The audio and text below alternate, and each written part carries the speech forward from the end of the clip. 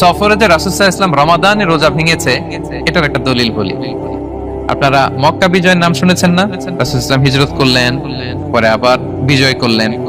এই মক্কা বিজয় কত হিজরিতে হয়েছে কে বলতে পারবেন? হ্যাঁ, হিজরি বলেন তো দেখি। অষ্টম হিজরি, মাশাআল্লাহ। অষ্টম হিজরিতে রাসূল সাল্লাল্লাহু আলাইহি ওয়াসাল্লাম যখন মক্কা বিজয় করতে যান, এটা কোন মাস ছিল জানেন? হ্যাঁ, রমাদান মাস। রমাদানের 20 তারিখে মক্কা বিজয় হয়েছে, 20 রমাদান। রাসূল সাল্লাল্লাহু আলাইহি ওয়াসাল্লাম মদিনা থেকে মক্কায় যাচ্ছেন বিশাল বাহিনী নিয়ে।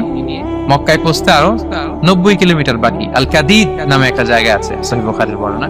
ওই কাদিদ নামক জায়গায় রমাদানে রাসূল সাল্লাল্লাহু আলাইহি ওয়াসাল্লাম রোজা ভেঙেছিলেন, উটের উপর বসে ঢকঢক করে পানি খেয়েছিলেন, যাতে সবাই দেখে। কারণ সবাই ভাববে রমাদানের রোজা রাখবো কি রাখবো না, সবাই আলাদা করে বলতে অনেক সময় লাগবে। রাসূল সাল্লাল্লাহু আলাইহি ওয়াসাল্লাম একটা উঁচু জায়গায় সবাইকে দেখে উটের উপর পানি খেয়ে ফেললেন। বলে রাসূলের দেখা দেখি সব সাহাবারা পানি খেয়ে রোজা ভেঙে ফেললো। এটা কোন মাস ছিল? সবাই বলতে হবে কোন মাস? রমাদান। রাসূল সাল্লাল্লাহু আলাইহি ওয়াসাল্লাম সফরে ছিলেন, ফলে তিনি রোজা ভেঙেছেন। দলিল পাইছেন? হ্যাঁ, আচ্ছা, সংক্ষেপ করে দিচ্ছি, লম্বা কথা সংক্ষেপ করে দিচ্ছি।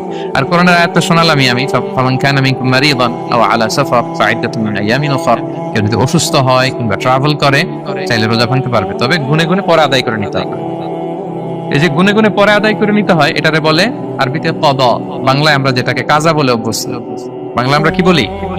একটু কথা বলেন আমার সাথে, বাংলায় কি বলি? কাজা বলি। তো আপনি অসুস্থতার কারণে যদি রোজা ভেঙে ফেলেন, পরে এগুলো কাজা করবেন। সফরের কারণে যদি রোজা ভেঙে ফেলেন, পরে আপনি কাজা করবেন।